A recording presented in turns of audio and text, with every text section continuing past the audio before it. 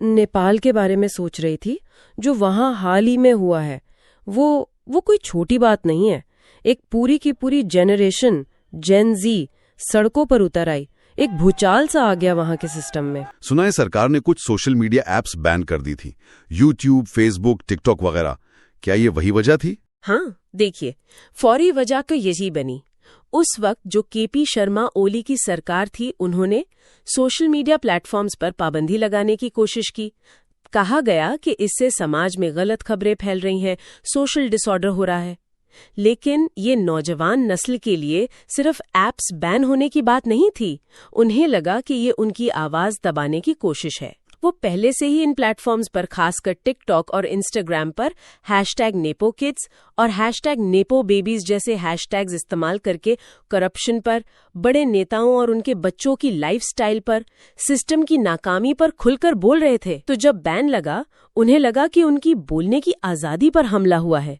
ये सिर्फ एक टेक्निकल बैन नहीं था, ये एक पॉलिटिकल मैसेज था उनके लिए। अब ये सिर्फ डिजिटल मीडिया बंद की लड़ाई नहीं रही, ये उससे बहुत आगे निकल गई। ये करप्शन के खिलाफ, बेरोजगारी के खिलाफ, नाइंसाफी के खिलाफ एक बड़ी लड़ाई बन गई। वो जो ऑनलाइन बोल रहे थे, अब वो सड़कों पर नारा बन गया। वो पार्लियामेंट की इमारत पर चढ़ गए, जो डेमोक्रेसी की सबसे बड़ी निशानी है ना। सही। प्राइम मिनिस्टर के दफ्तर को आग लगा दी, सुप्रीम कोर्ट को भी निशाना बनाया गया। इससे पता चलता है कि गुस्सा सिर्फ सरकार पर नहीं था, बल्कि पूरे सिस्टम पर था।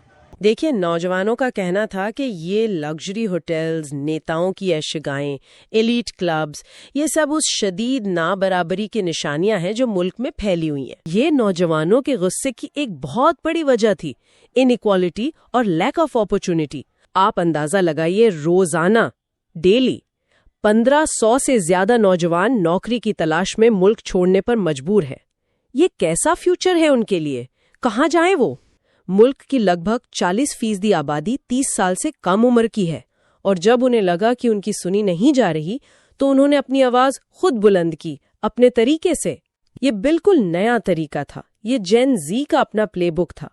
पहली बात तो ये कि ये डिजिटल ऑर्गेनाइजेशन थी।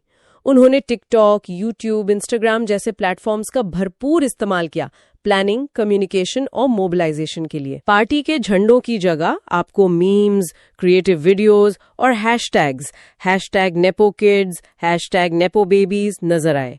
उन्होंने समंदरी डाकुओं जैसे निशान, पायरेट सिंबल्स इस्तेमाल किए, जो शायद सिस्टम के खिलाफ बगावत का सिंबल था।